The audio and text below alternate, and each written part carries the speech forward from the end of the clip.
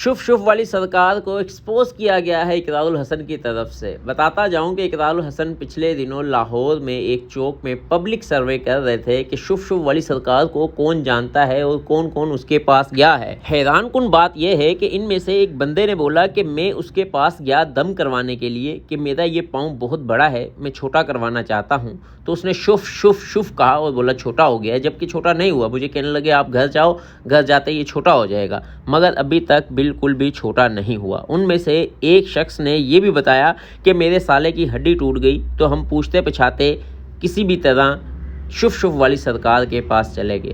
اس نے شف شف 3 سے 4 بار کیا اور بولا آپ کی ہڈی جڑ گئی ہے، جبکہ انہوں نے بولا اگلے ہفتے پھر آنا، پھر گئے، مگر شف شف سن کے ابھی وہ ہڈی اس حالت میں ہے کہ دوبارہ کبھی زندگی میں ٹھیک ہو ہی نہیں سکتی۔ پبلک میں کافی لوگ ایسے موجود تھے جو کہ بہت زیادہ دفعہ ان کے پاس جا چکے تھے، اور حیران کن بات یہ ہے کہ صرف 2-4 خواتین ایسی تھی جو کہ بتا رہے تھے کہ ہم شف شف والی سرکار کو نہیں جانتے۔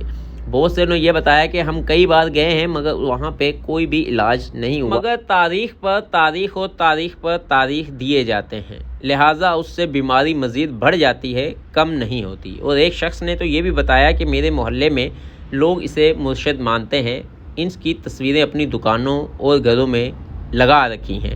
اور ایک نے یہ بتایا کہ جو منہ سے سوئیاں نکلتی ہیں وہ اصل میں خود ہی تھا، اور مجھے کچھ پیسے دیے گئے تھے جس کے عوض میں نے یہ ایکٹنگ کی تھی کہ چین کیسے نکالنی ہے، سوئیاں کیسے نکالنی ہے، بلٹس کیسے نکالنے ہیں منہ سے۔ یہ نظر بندی ہے، جیسے کہ عام جسے میجک مین کہتے ہیں یا جادوگر جو بچوں کو سمجھاتے ہیں، دکھاتے ہیں نظر بندی کر کے، ویسے دکھایا جاتا ہے اور معصوم بھولے لوگوں کو پاگل بنایا جاتا ہے۔